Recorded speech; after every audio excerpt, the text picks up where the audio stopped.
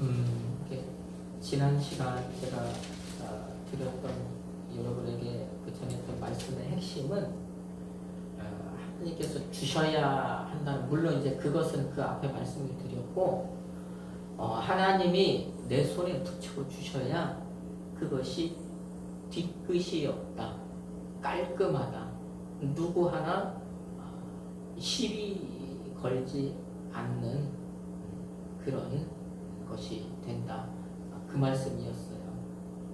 그래서 하나님이 야곱의 손에 붙여 주셨기 때문에 하나님께서 그것을 이제 마무리까지 깔끔하게, 확실하게, 사람이, 우리도 그런 경험이 있잖아요. 어쩌다 내가 무엇인가 좀 무리하게 이것을 내 것으로 만들려고 내가 좀 취하려고 하다 보면 이게 좀 찝찝한 경우가 있죠. 이게 좀 깔끔하게 마무리가 안 되고 뒤끝이 남는 그런 경우들이 있단 말입니다. 내가 하려고 하다 보면. 그런데 하나님이 손에 붙여주시면 그렇지 않다는 거예요. 그래서 하나님께서 야곱의 손에 붙여주셨기 때문에 하나님은요, 라헬을 이제 사용하셔서 그것이 온전히 야곱의 것이 되도록 마무리까지 깔끔하게 하나님이 확실하게 매듭을 지어주시었다. 저는 지난 시간 그 말씀을 이제 드렸었는데 이게 좀 명확하게 전달이 안 되었었는지 좀 다시 한번, 그래서 제가 이 말씀을 조금 언급을 한번 좀 드린 거예요. 그래서 연결은 됩니다. 하나님이 붙여주셔야 된다. 그리고 하나님이 붙여주시는 것이야만이 뒤끝이 없다, 깔끔하게 내 것이 된다. 어느 누구 하나, 라반의 입장에서 라반이 먼저 자기 입으로, 그래 이제 너에게 있는 것은 네 것이다, 많은 증인들 앞에서, 사람의 증인도 있었잖아요. 야곱의 가족들 증인도 있었고 라반의 가족 증인도 있었고, 그 다음에 라반이 말한 것처럼 하나님이 증인이 되으셨단 말입니다. 그러니까 더 이상 그것에 대해서 시비를 누구라도 할 수 없는 완벽한 이제 그런 결말을 하나님께서 이렇게 맺어주시는 거, 우리가 거기서 그 내용을 좀 봤으면, 그래서 하나님이 붙여주시면 하나님께서 이처럼 마무리까지 확실하게 하신다는 이제 그거 먼저 잠깐 좀 말씀을 드렸습니다. 자, 오늘 말씀은 이제 32장 넘어갔는데요. 32장에서 31장에서 이제 야곱이 하나님의 말씀에 따라서 자기 고향, 자기 집 가나안 땅으로 돌아오는데 지금 야곱이 어디 있냐면 저 바단 아람, 그러니까 아람 땅, 하란 아람 땅과 이 가나안 땅, 이 경계, 이쪽 저쪽의 경계, 그쯤에 서 있는 거예요. 그러니까 31장 끝에서 그 경계쯤에서 하룻밤을 묵었고 이쪽이 이제 넘어왔단 말입니다. 그쯤에서 이제 일어나는 일인데, 야곱이 하나님의 말씀에 따라서 자기 고향 가나안 땅으로 돌아오는 데 있어서 지금 이제 어찌 보면 야곱의 인생에서 가장 큰 위기가 지금 여기에 딱 지금 도사리고 있는 거예요. 그 위기가 무엇입니까? 바로 자기 형 에서를 만나는 일입니다.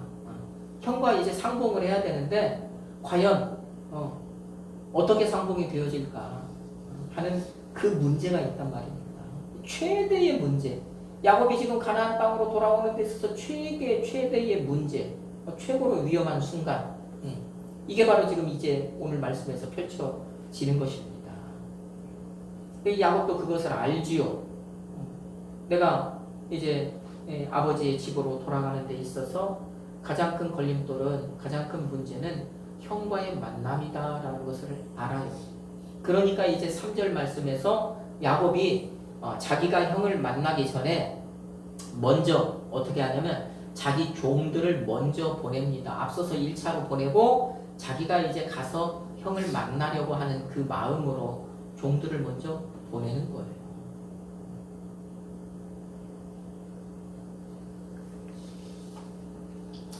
자, 그러면 3절에서 보니까 자기 형 에서에게로 야곱이 사람을 보내는데 어디로 보냈다라고 하냐면 그 3절 말씀에 보니까 세일 땅 에돔들에 있는 에서에게로 사람을 보냈다 합니다.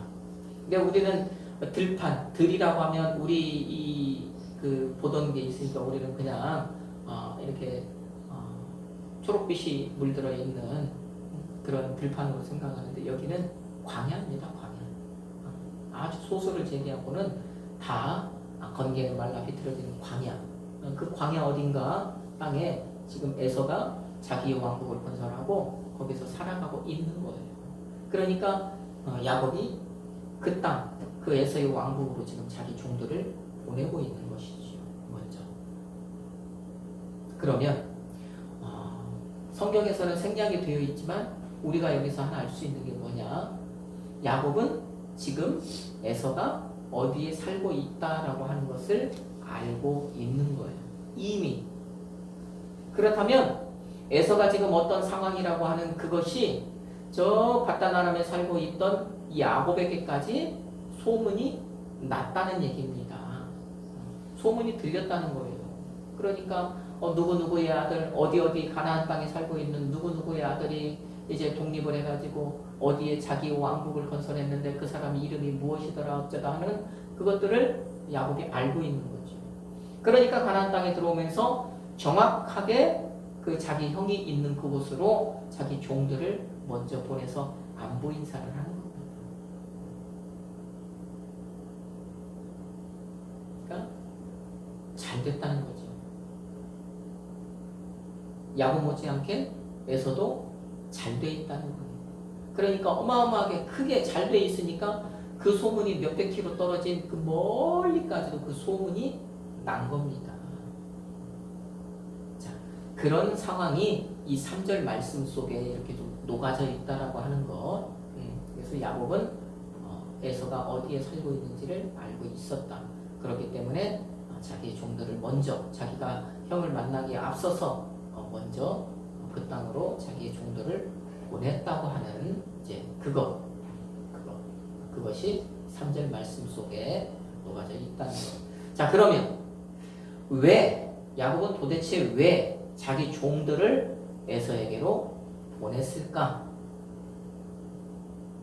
자기가 먼저 자기 형이니까 먼저 가서 자기 형을 만날 수도 있는데 왜 자기 종들을 1차로 좀 먼저 보냈을까? 자, 그것이 야곱이 사람을 보내면서 그 사람들에게 이렇게 그 뭐라고 지시하는 그 내용을 보면은 알 수가 있는데 그 내용이 바로 4절에서 5절 그 말씀 속에 펼쳐져 있죠. 자, 가서 야곱에게 에서에게 뭐라고 이제 말을 하라고 하느냐? 이 야곱이 제가 좀 쉽게 말씀을 드리자면 이래요. 자, 야곱은요 지금 자기 형을 주님으로 표현을 합니다. 자기의 주인이라고. 그러니까 자기를 한껏 낮춘 거예요. 지금 자기는 한껏 낮추고 자기 형은 한껏 높이고. 그래서 주의 종 야곱이 이렇게 아뢰입니다. 자, 무엇을 아뢰느냐? 저는 그동안 외삼촌 라반에게 몸붙여 살면서 최근까지도 거기에 머물러 있다가 이제 고향 땅으로 돌아오게 되었습니다. 그런데 돌아오는 저에게는 소, 나귀, 양떼, 염소떼 같은 그런 짐승들과 또 종들이 많이 있습니다. 그래서 내가 먼저 이것을 내 주인 되시는 형께 알리는 것이고 그 다음 5절 끝말미에서 이제 자기의 본심을 드러내는데 뭐라고 드러내느냐? 그 5절 말미에 보니까 야곱이 뭐라고 얘기하라고 해요? 종들에게 내가 내 주께 은혜 받기를 원합니다. 그러잖아요. 그러니까 야곱의 생각에는 이건 거예요. 자기가 먼저 가서 형과 대면하기보다는 종들을 지금 먼저 한번 보내서 지금 형이 어떤가 그 지금 말로 하면 좀 이렇게 딱 탐색을 하는 겁니다. 간을 한번 살짝 보는 거예요. 지금 형이 나를 어떻게 생각하는지를 좀 미리 좀 한번 경험해 보고자 종들을 지금 그렇게 보내는 겁니다. 그러면서 한껏 자기를 낮추면서 내가 형님께, 내 주인께 은혜 받기 원합니다. 지금 그 얘기를 하는 겁니다. 그 얘기.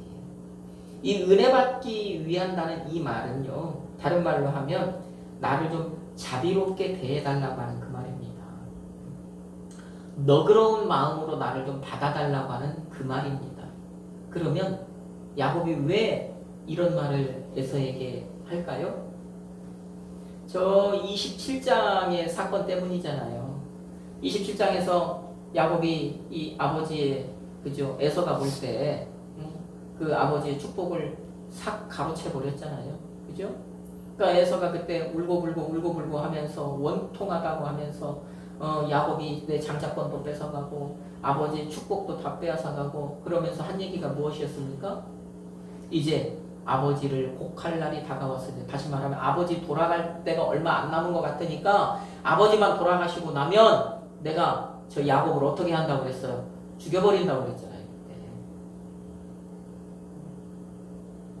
그래서 이 어머니 리브가가 내가 어떻게 한날에 두 아들을 잃겠냐고 하면서 야곱을 그쪽으로 자기 오라버니한테 피시시킨 건 아닙니까? 너 거기 가서 혼인해라 그러면서. 그러니까 야곱은 지금 그 사건을 기억하고 있는 거잖아요. 그러니 형이 지금까지 내게 어떤 마음을 품고 있는지 모르니까 먼저 종을 보내서 자기를 한껏 낮추고 형을 높이면서 형 이제는 노여움을 좀 풀 때도 되지 않았습니까? 정말 나를 좀 자비롭게 받아주세요. 나를 좀 너그럽게 받아주세요. 그 얘기를 먼저 하는 겁니다, 지금. 그러려고 종들을 먼저 보낸 거예요.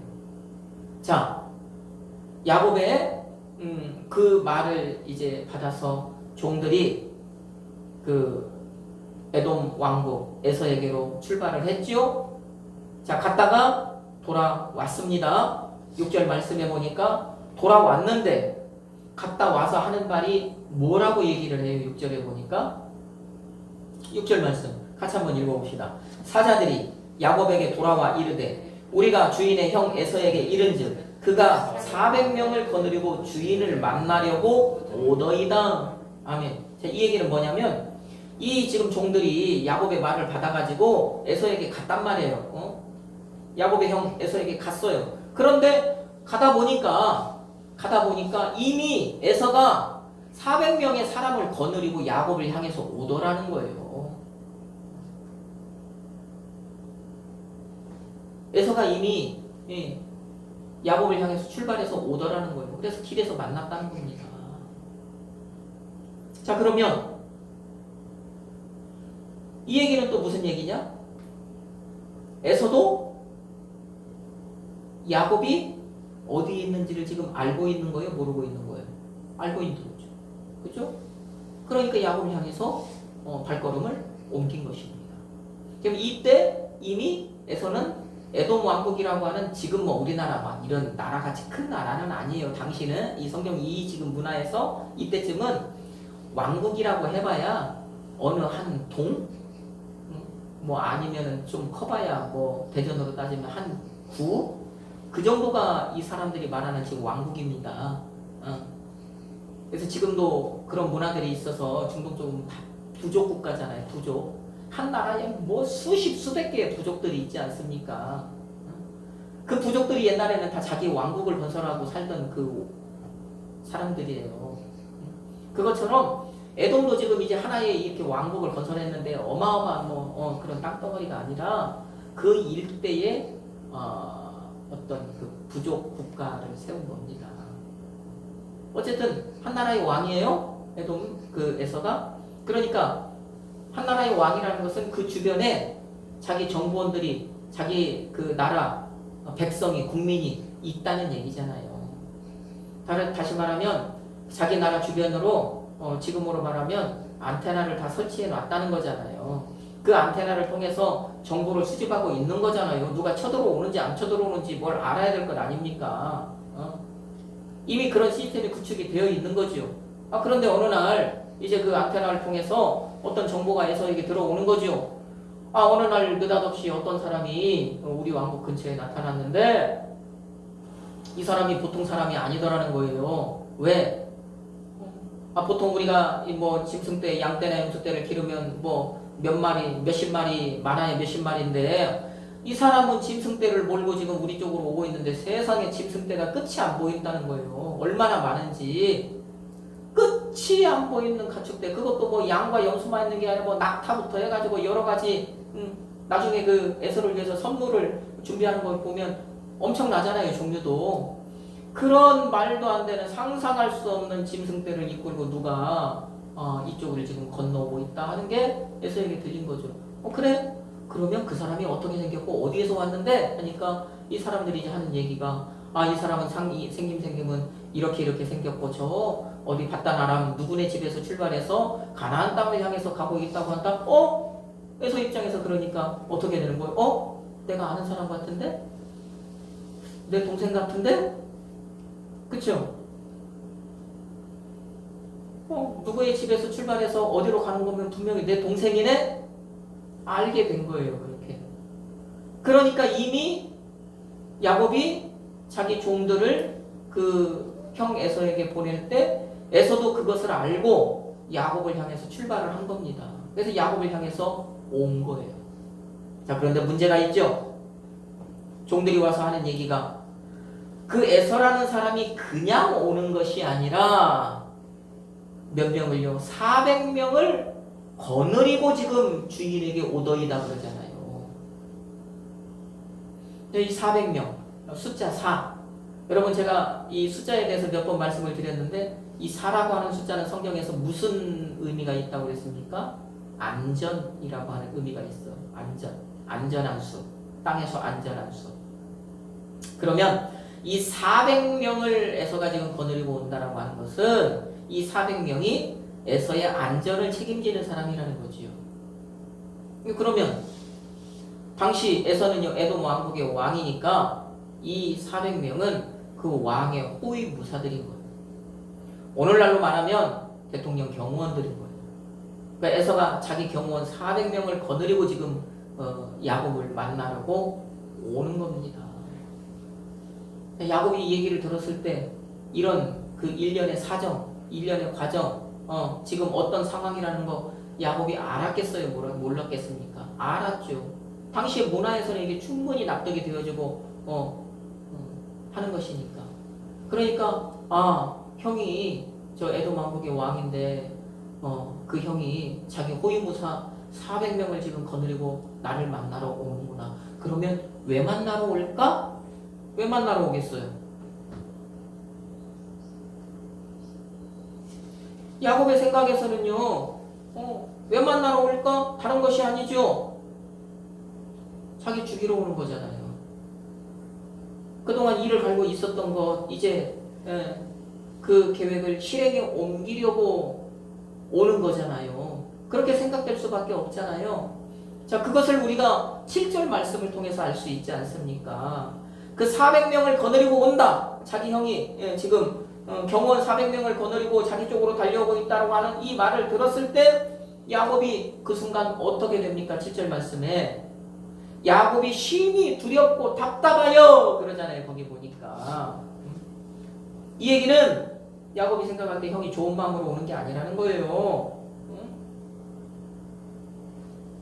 그때 계획했던 그것을 이제 이루려고 아버지 죽고 나면 보자고 했던 그때가 이제 왔다라고 이제 생각이 드는 것입니다. 그러니까요. 지금 7절 말씀에 글로는 야곱이 심히 두렵고 답답하여 이렇게 표현해 놨지만 야곱의 입장에서 이것을 좀 생각해 보면 그 얘기를 듣는 순간 야곱은요 하늘이 노래진 거예요. 다리에 힘이 확 풀려버린 겁니다. 그러니까 땅바닥에 털썩 주저앉아버리는 상황이 된 거예요. 지금 때가 됐구나. 이제는 나는 죽은 목숨이구나. 모든 것을 포기할 수밖에 없는 자기 인생의 지금까지 모든 것을 이제는 포기할 수밖에 없는 그런 상황에 놓여 버리게 된 겁니다. 자, 이게 바로 지금 이 야곱 앞에 놓인 위기. 이게 지금 야곱 앞에 놓인 그 당면한 가장 큰 문제란 말이에요. 자, 그런데 보십시다. 이때 야곱이 어떤 행동을 하느냐? 야곱은요, 정말로 확실하게 믿음의 사람이에요. 야곱은 믿음의 사람이 확실합니다.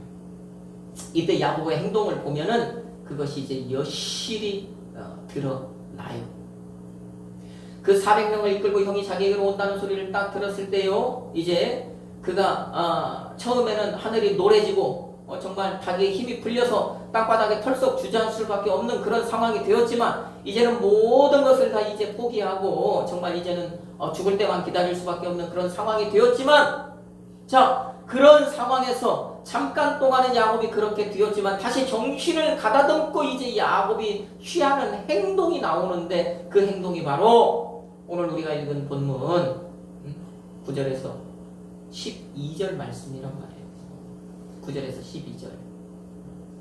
자, 그 가운데에서 우리가 11절, 12절 두 절 말씀만 좀 한번 같이 읽어봅시다. 야곱이 어떻게 하는지 같이 읽습니다. 내가 주께 간구하오니 내 형의 손에서 에서의 손에서 나를 건져내시옵소서. 내가 그를 두려워함은 그가 와서 나와 내 처자들을 칠까 겁이 나기 때문이니이다. 주께서 말씀하시기를 내가 반드시 내게 은혜를 베풀어 내 시로 바다에 셀 수 없는 모래와 같이 많게 하리라 하셨나이다. 아멘. 자, 그 상황 앞에서, 절체절명의 순간, 그 위기 앞에서, 그 문제 앞에서 정말 믿음 없는 사람들 같으면 이제는 끝이다 라고 할 수밖에 없는 그 상황에서, 야곱도 처음에 그 얘기를 들었을 때는요, 다리에 힘이 풀렸지만 이제 마음을 가다듬고 9절에서부터 하나님께 기도하는 거예요. 하나님께 기도하는데, 자, 우리가 읽었던 11절 말씀해 보니까 야곱이 이제 자기의 마음을 토로하죠. 하나님께 뭐라고 토로합니까? 야곱은요, 지금 자기 형 에서가 두렵다고 얘기를 합니다. 그가 자기 처자식을 죽일까 겁이 난다고 지금 말을 합니다. 그러면서 그 에서의 손에서 자기를 건져달라고 지금 하나님께 기도를 합니다. 왜요? 왜 자기 처자식 건져달라고 왜 그 기도를 합니까? 이유가 있잖아요. 하나님의 약속이 있잖아요. 하나님의 언약이 있었잖아요. 이미 저 창세기 28장에서 하나님이 야곱에게 주신 언약이 있지 않습니까? 그 언약을 기억해 달라는 거잖아요. 우리 지금 이 창세기 32장 12절 말씀이죠. 28장에서 하나님의 언약을 했던 그 내용 아닙니까? 그 내용이 무엇입니까?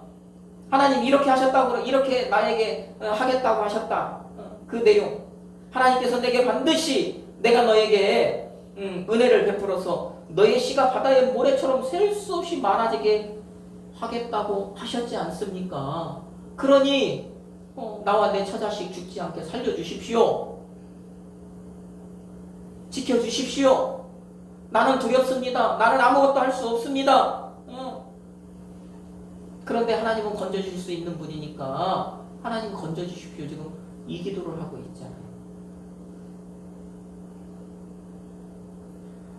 자, 야곱의 이 기도는 결국 뭐냐? 자기 형 에서의 손에서 자기를 건져주실 분은 오직 하나님 한 분뿐이라는 고백인 거예요. 또 야곱은요, 자기 인생의 위기에서 지금 누구를 바라본 거예요? 하나님을 바라본 것입니다. 삶과 죽음의 경계에서 그는요, 누구에게 시선을 고정한 겁니까? 하나님께 시선을 고정한 겁니다. 자, 그러니 야곱이 믿음의 사람인 거지. 자, 우리는 그 결론을 알죠. 야곱이 이렇게 기도했을 때 하나님께서 어떻게 하십니까? 야곱이 그 절체절명의 순간에 하나님만을 바라보자, 하나님께로만 시선을 고정하자, 하나님께서 일하시잖아요. 하나님께서 역사하시잖아요. 하나님께서 나서시잖아요. 그래서 지금 이 야곱이 지금 당면한 이 인생의 최대 위기, 이 인생의 가장 큰 문제, 이거를 하나님이 한 방에 해결해 버리시잖아요. 그것도 은혜롭게 해결해 버리시지 않습니까?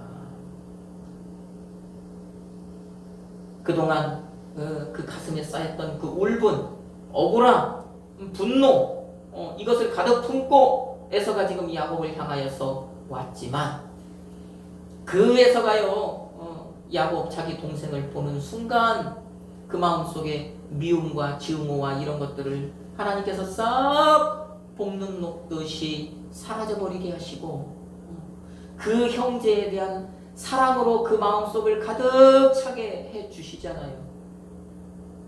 그러니까요, 둘이 부둥켜 안고 엉엉 우는 것 아닙니까? 그동안 그 그리움, 그 사랑, 그 형제의 사랑, 그것을 통해서요, 모든 것을 하나님께서 다 원만하게 해결해 버리시잖아요.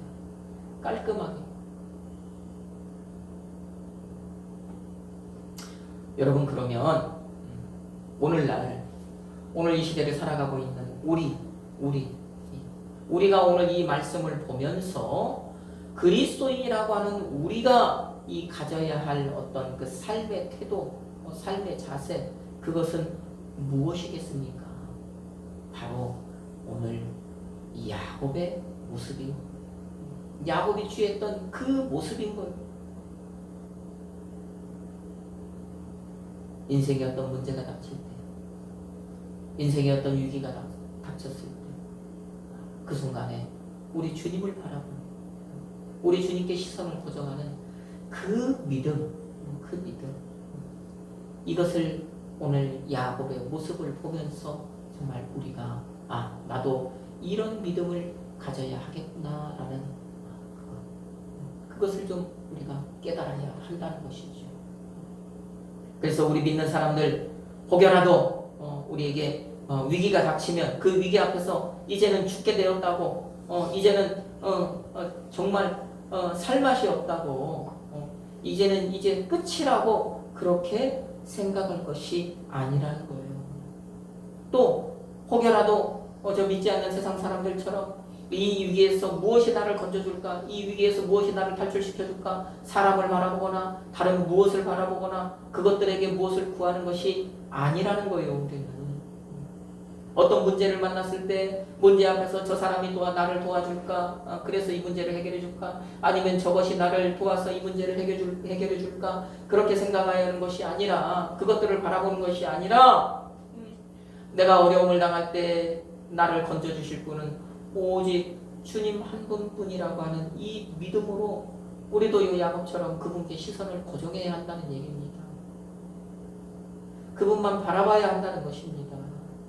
이것이 바로 안 믿는 사람들과 다른 우리 그리스도인인 우리의 모습이어야 한다는 그것을요, 성경은 우리를 통해서 보여주고 계시는 겁니다.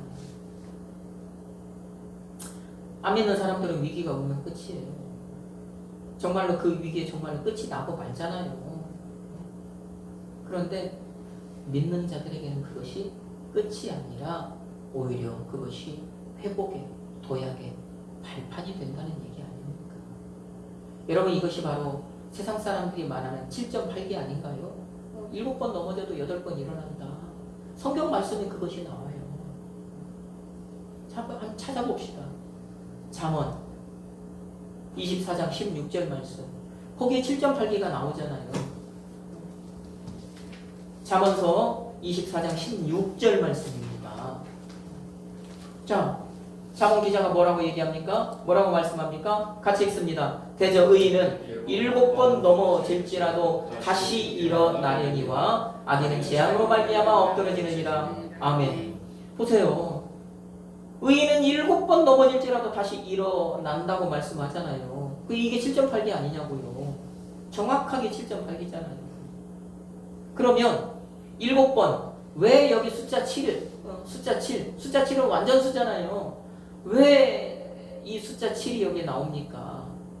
사람의 생각으로는 완전하게 끝났구나, 사람의 생각으로는 이제는 완전히 안 되는구나 라고 하는 생각이 되는 그런 순간이 올지라도, 사람의 생각으로는 그런 생각이 이제 지배적일지라도 하나님이 일하시면 완전하게 그것이 된다는 거예요. 내 생각으로는 완전하게 안 되는 것이 하나님이 일하시면 그것이 완전하게 되어버린다는 것입니다. 이게 7.8개 아니에요. 우리 그리스도인의 7.8개는 바로 이겁니다. 그래서 내가 7번 넘어져도요, 하나님께서 일하시면 8번째 반드시 된다. 그래서 그리스도인은 7번 망해도 8번째 되는 거예요. 7번 죽을 고비를 넘겨도요, 8번째 살아나는 거예요. 왜? 하나님이 일하시니까.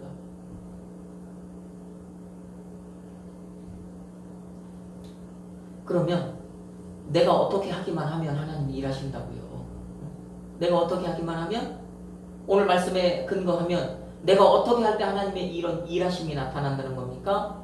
내가 그 위기의 순간에, 내가 그 문제의 순간에 내 시선이 누구에게 고정되어 있으면, 누구에게로 향해 있으면, 하나님을 향해 있으면, 우리 주님을 향해 있으면, 예수님을 향해 있으면, 예수님만 바라보면 된다는 거예요. 그러면 내가 정말 어떤 자리에 있더라도, 내가 어떤 상황 가운데 있더라도 거기에서 그분이 분명하게 일하신다는 것, 그것을 오늘 지금 말씀이 우리에게 보여주는 것이고, 그것을 오늘 말씀이 우리에게 말씀하시는 것 아닙니까? 성경이. 여러분, 우리 주님이 일하시면 안 될 것이 있겠습니까? 죽은 자도 살리시는 분인데, 죽음에서도 죽음의 권세를 물리치고 일어나신 분이신데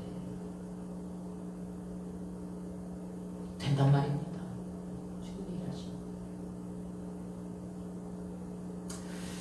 그러니 우리 사랑하는 성도 여러분, 혹여라도 여러분 이 한 주간을 이제 살아갈 때 여러분 앞에 혹시라도 어떤 위기가 찾아올 때가 있습니다.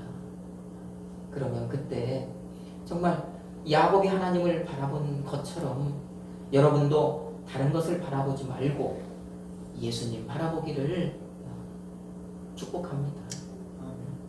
또 한 주간 여러분 살아갈 때 여러분 앞에 수도 없는 문제들이 또 생겨날 수 있습니다. 지금도 문제를 가지고 있을 수도 있습니다. 그때 여러분 오늘 본문의 야곱처럼, 야곱이 하나님께 시선을 고정한 것처럼 여러분도 다른 것에 시선을 주는 것이 아니라 오직 예수님께 시선을 고정하기를 축복합니다.